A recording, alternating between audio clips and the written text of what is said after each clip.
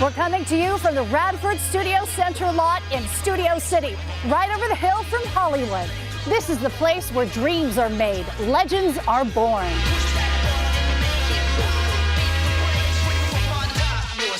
Hello and welcome to The Lot. I'm Suzanne Marquez. Well, it's no surprise. All anyone wants to talk about is Jenna Ortega.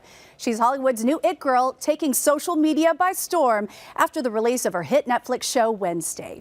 The 8-part series now holds the record for the most hours viewed in a week, beating out Stranger Things Season 4. Searches for Wednesday Addams costumes are up, while white skirts, knee socks, and black nail polish are also trending. And now her iconic dance in the series is all the rage. I'm pointing at the Ortega wave. Take a look.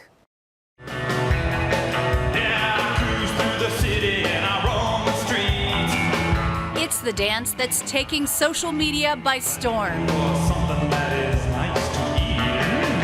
Inspired by the one and only Wednesday Addams from the new Netflix series Wednesday, and the viral videos just keep coming.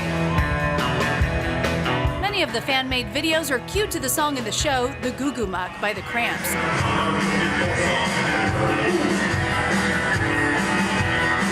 However, a lot of other fans have decided to revive one of Lady Gaga's older tracks, Bloody Mary, from her 2011 Born This Way album. I'll dance, dance, dance with my hands. And Mother Monster approves, tweeting, "Slay Wednesday, you're welcome at House of Gaga anytime, and bring Thing with you. We love paws around here." I'll dance, dance, dance with my hands. The challenge even has North West and Kim Kardashian replicating Jenna Ortega's now iconic moves. And it doesn't end there. Spotify even changed the background for Bloody Mary to Jenna's dance from the show. And here are some interesting facts. Not only is the dance epic, Jenna actually choreographed it herself. I choreographed that myself, and I think it's very obvious that I'm not a dancer. And confirmed to NME that when she shot it, she actually was dealing with first-day COVID symptoms. Wait, what? Komodo camera, yeah. Netflix confirmed Jenna's story and added production removed Jenna after her positive result. But what was shot made it to the show. Talk about wild. But the dance isn't the only thing trending at the moment. Jenna herself has gained more than 23 million followers on Instagram, and the number just keeps rising. It seems like this is Jenna's world, and we're just living in it.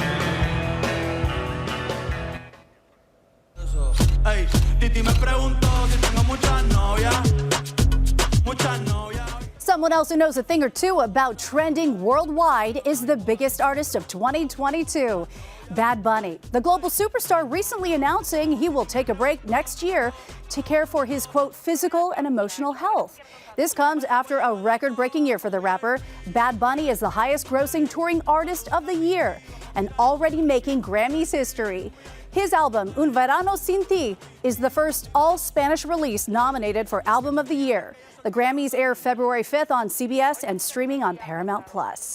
From one Latinx pride to another, Oscar-winning director Guillermo del Toro's new take on the famous fairy tale Pinocchio premiered at MoMA in New York. And the navy blue carpet was popping with all the film stars, including a very familiar Stranger Things face. A star-studded cast for Guillermo del Toro's touching take on the classic fable of Pinocchio. I love it, and my parents love it, my grandma loves it. I think it has something for everyone. I think it teaches a lot of incredible life lessons. I think it's about love and family, and it's a very tender movie. People are sometimes afraid of things they don't know. This is a story of love and disobedience set in the 1930s as Pinocchio struggles to live up to his father's expectations, learning the true meaning of life. It's never been done in favor of disobedience instead of in favor of obedience. We believe disobedience is a need and a virtue right now. We wanted to show that you don't have to be changed by what people tell you you should be, that you should be who you are. Hey, where are you going? You tell him I love him. And I won't be a burden anymore. Pinocchio is voiced by Gregory Mann, who got the part when he was 10. Now he's a teenager.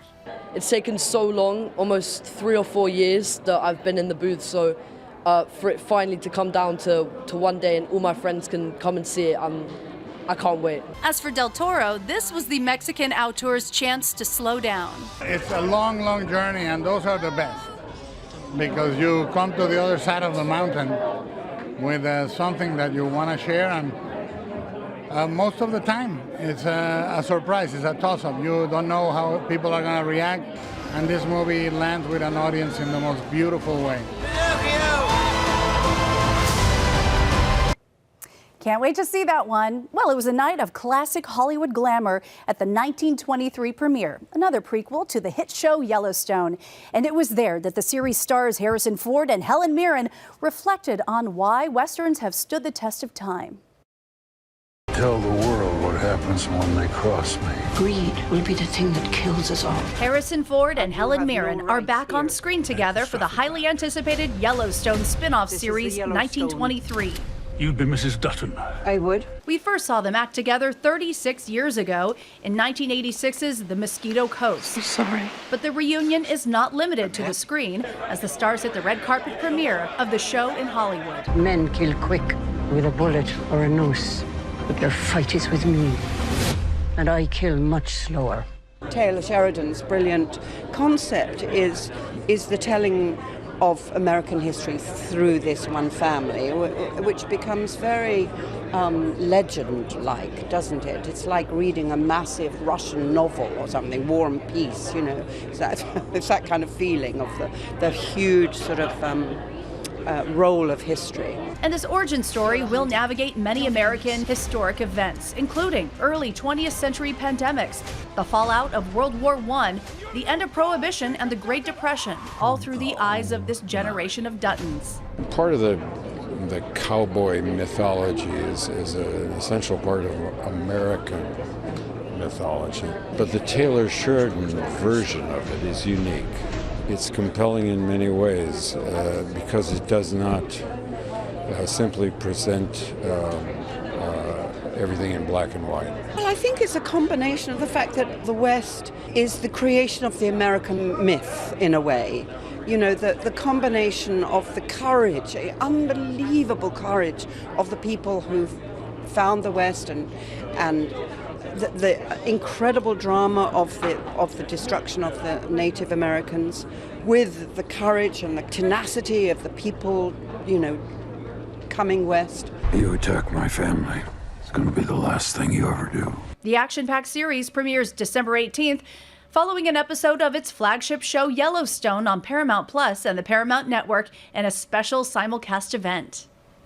Jeannie Mai Jenkins has a new gig as host of America's Test Kitchen, The Next Generation. The show gives 11 home chefs around the nation the opportunity to pen their own cookbook and win $100,000. The series is now streaming on Freevee, and I sat down with the host and we got to talk about all things food, including how one particular dish keeps her marriage happy. With a team of culinary experts guiding the way, the home cooks must prove they've got the personality to join the team. We'll see everybody once we finish this dinner for one dish. Got it. There you go, honey. What are we doing? Oh, it's a competition, right. Okay, let me just talk about my mother. She cooks from America's Test Kitchen almost every day. Isn't that cool? I was like, not only is it cool, and America's Test Kitchen. That means she be knowing. Like, she knows what's up, because America's Test Kitchen is truly a legendary institution because all they do is test recipes over and over again so that moms like yours isn't gonna flub a basic classic because they've already tested out how to cook it the best way. Hi, Jeannie. So it's gonna be pasta and shrimp and like a white wine cream sauce, but I'm a vegetarian. You've not had shrimp, or have you? 20 years ago. Are you gonna taste it so that you know what it tastes like? I'm not. Wait, I'm so scared that the protein is kind of the main star here and you're not gonna try her. The show is going to give 11 contestants the opportunity to win a cookbook deal and a whopping $100,000. Jeannie says that the challenges on the show are not as easy as they seem. So many real people that are cooking things the way I wanna learn. And the challenges were really hard too. I mean, they weren't just like, take this recipe and make it. It was more like, you have a fridge full of leftovers, pizza, pad thai, you know, some Chinese food, like go at it, make something super edible. Or it'd be, you have a kid's meal. How do you make it fun and nutritious and not a bunch of like squeezable, puree? Jeannie also knows her way around the kitchen. So I love cooking, but I never reveal that I'm a cook, because then if you do, all of a sudden people are like, well, then let me see you flambe a lamb, or I don't know what the hell you do. But these like terms, and I'm like, no, I just love food and I know how to throw it together and make the best, concoction of what I know. So when ATK came to me and said, we're going to put together the best home cooks. They're not professionally trained. They are cooking for a family of 6. They are moms that have 30 minutes before they go to work. They're being bougie on a budget. I was like, that's me. She is I'm joining. You'll each select a station and you will have access to that dope pantry over there. Did you learn any tips from the ATK people, from the guests on the show? Like, is there any one thing you walked away with like, oh, I'm gonna do this from here on out? Yes, I learned how to corset a chicken. Like, you can actually make a chicken. Like tight? A basic ass chicken, sorry. A basic chicken, like the kind you go to Ralph's and get, like from the plastic thing. Rip off the plastic and put a waist training looking thing on it so that it looks sexy and svelte, and when it cooks, it's like, she's tight and like super like in a bodycon dress. It's really cool. That's what one of the chefs did, and I was like, I can't believe you can tie up a protein and it looks sexier. And does it taste better, like more condensed? It just looks better, and when things look better, they just taste better. And she says one of the best things about the show is how culture really shines through every recipe. My favorite one was taking an ATK recipe, tasting it, trying to recreate it or put a twist on it so it's better. And the best part about the show was all the cultures that came together, because you may have a rack of lamb, but I had a rack of lamb a Mediterranean way. You may know how to make hummus, but I learned how to make hummus with beets. So that was a hot pink hummus. And Mrs. Jenkins has a dish that will surely keep many marriages happy. Well, I've got several, but my favorite right now is my chili lime lamb. It is definitely a get 'em dish. It's that one that you bust out when you've been fighting with your husband, but you knew you were wrong because you said some stuff. Maybe you just were in the mood and you were mean, but you don't really want to say I'm sorry, but you just know you are. That's the time you bust out this dish. The way to the heart is through the stomach. Up next, we're breaking down the bombshell first part of the Harry and Meghan series. You do not want to miss it. The first half of a new docu-series about Prince Harry and Meghan Markle just dropped on Netflix, coming nearly 3 years after they stepped down from royal duties, giving us a glimpse at what was happening behind closed doors. With revealing home videos, We've gone rogue. We got rogue. and private photos, Harry and Meghan's Netflix series tells an unlikely love story. Just so refreshingly fun. And that was the thing, we were like childlike together. Some call it a high-end reality show. I don't know what to say anymore. My face was everywhere in my life. But also a searing critique of the UK's tabloid media and its relationship with the royal family. We even hear from Meghan's mother for the first time. The last 5 years has been challenging. This week in New York, Harry and Meghan were honored at the Ripple of Hope Awards, hosted by the RFK Human Rights Organization. At the time of the late Queen's funeral in September, there were signs the couple could be mending fences with the rest of the royals. I want also to express my love for Harry and Meghan as they continue to build their lives overseas. The second half of the series drops next week. The new Dungeons & Dragons movie is set to release next year, bringing this beloved tabletop game to the silver screen. It stars a game of misfits on their own hero's journey. Oh, I got a good feeling about this. Dungeons & Dragons is that classic hero's journey about a ragtag group of misfits where we have to fight dragons and evil wizards in order to save the world. Well, how do we pull that off? Figure it out over a drink? Probably best. It's about finding your own hero within. And each character has their own version of that journey. I don't mind that. Oh, we got him now! is it exactly that you bring to this? I'm a planner. I make plans. I will not be complicit in the illicit use of ill-gotten booty. Can someone else ride next to this guy? I think there's a wicked sense of humor through this, and that allows us to have as much fun with this as we can. You still. I'm glad he's on our side. The nuances that each individual actor brings is what makes this film so great. This I give you now, trusting that you'll protect it with your very life. I will. Hold this. I'm part of the ruthless band of thieves, but he's not as evil as the Red Wizard. Never put your trust in a con man. The Dungeons & Dragons world has amazing creatures. In this one, I think they outdid themselves. These creatures are insane. You really can tell they put a lot into this.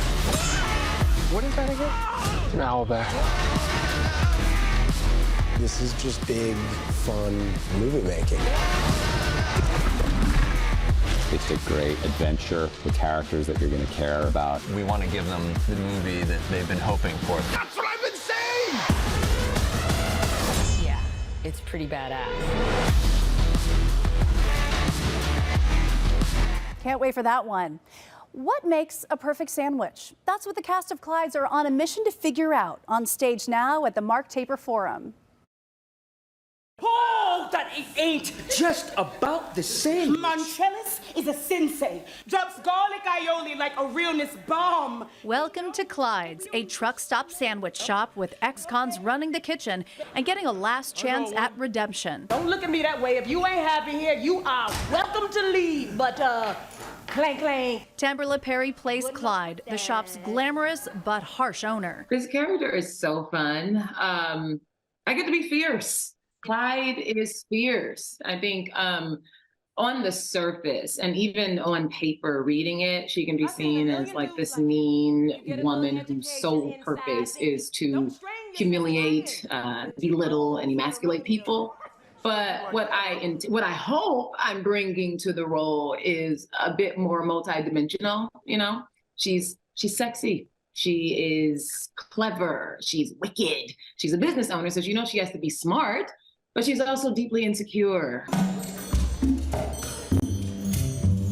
The play weaves in a story of redemption for the staff who have found purpose through art in their shared quest to create the perfect sandwich.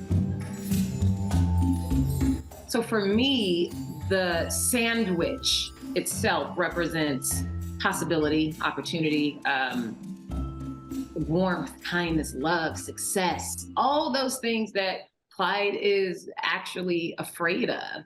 You know why I love the sandwich? Because it's a complete meal you can hold between your fingers.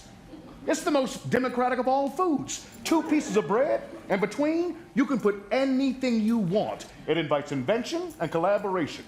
You know, so it's just really cool that it's this simple thing that represents all these things, but she's like, nope, I don't want any of it. I don't want that. I'm not ready for that. I'm not ready for that. All clear. Hey, what's up? I've designed a sandwich. Try it. The humanity of the staff shines as they dare to dream, even if society has given up on them. Nope. Lynn Nottage is the playwright and screenwriter of Clydes, the only woman to have won the Pulitzer Prize for Drama twice in her illustrious career. She hopes the audience connects with her subjects as we watch lost souls find not just a job, but a calling. Baby eggplant parmigiana? It's a toss-up for me, turkey meatloaf sandwich or French dip. Can't decide. Coming up, a former SNL comedian with an art exhibition? Yup, you won't believe what this star can draw. In addition to his talents as a stand-up comic, actor, and writer, former SNL star Kevin Nealon is also a painter. It's a talent he developed during the pandemic. He has a new book of caricatures and stories called I Exaggerate, My Brushes with Fame. I'm Hans. And I'm Franz. And we want to pump you up. Comedian Kevin Nealon cut his teeth on Saturday Night Live with lots of memorable skits. You see, I'm not a part of this cast, Overrated. I don't even know these people. I really don't. And to be honest with you, I have no connection whatsoever with this show anymore, lawsuits. In fact... Signor Bellissimo! Come have a drink! Behind the scenes at SNL, drawing helped him deal with mental health struggles. It was very therapeutic for me. I was a period that I went through claustrophobia when I was on Saturday Night Live, and I dreaded going through the tunnels to get out of SNL or to be on airplanes. So I found that when I took out a sketch pad or a barf bag, whatever was available, preferably empty barf bag, I would just start sketching on there, and it would just take me out of the world. This is the world he created. Playful and beautiful caricatures, art as therapy that led him to develop his other talent. I just think that's so incredible how, as an artist, you can morph and grow and change anytime. Yeah, I think you're right. It's like I said, though, I had this in me for a long time, and for some reason, I just didn't tend to it. I just let it kind of, maybe that's what I needed to do, was keep it inside me for a long time before it was ready to, come out. Until like the pandemic, I wasn't getting laughs in clubs or anywhere because everything was closed. So I found that I could get laughs from doing these caricatures, which are like nonverbal laughs. He takes weeks to perfect each piece. I'm not a professional illustrator or an artist. I just kind of started grooming this, this, I don't want to call it talent, but this, this thing that I do. And so it takes me a while to kind of get to it. But his craft as a storyteller brings the images to life effortlessly. Elizabeth Taylor, and I do tell a story about each one of these characters. Like Elizabeth Taylor, I met actually at a Carrie Fisher party. She had these crazy parties where everybody, it was like the Wax Museum. You go in there and there's, George Lucas, and there's Harrison Ford and Norman Mailer, Elizabeth Taylor, Jane Fonda, everywhere you looked. I remember getting off the couch once and I noticed that Elizabeth Taylor was sitting right next to me. And I couldn't believe it. And everybody's on such a casual basis there. I said, "Hey, Liz, how are you?" She goes, "Oh, my back is hurting me now." I realized, don't ask anybody over 70 how they're doing. She said, "Oh, my back is out now." And I thought I could be really helpful. I said, "Oh, have you tried putting ice on it, Elizabeth?" Elizabeth, not Dame Elizabeth, not Miss Taylor, but Liz. Liz, I think I call her Liz. And she goes, "Oh, I don't use ice. I use frozen peas." I said, do you use the whole bag at once, or do you put them on individually? I use a bag of frozen peas too, just like Elizabeth Taylor. After the break, we are getting into the hottest drama on TV, Fire Country. Fire Country is setting ratings ablaze as the year's #1 TV drama. And the show creator and breakout star Max Tiriot is humbled by its success. I don't know. I mean, I honestly just I feel like a one lucky dude. I get to work with amazing people and tell these stories and, entertain folks and try and bring some good to the world. He plays Bodie Donovan, part of an inmate fire crew battling California wildfires. He partnered with Jerry Bruckheimer to create the show, inspired by his own experiences growing up surrounded by professional and volunteer firefighters. Bruckheimer, by the way, is the legendary producer of Top Gun: Maverick, just named the best movie of 2022 by the National Board of Review. That's a wrap for this episode. Next week, I chat with Margot Robbie of Babylon, a tribute to old Hollywood by La La Land director Damien Chazelle. We hope to see you next week on The Lot.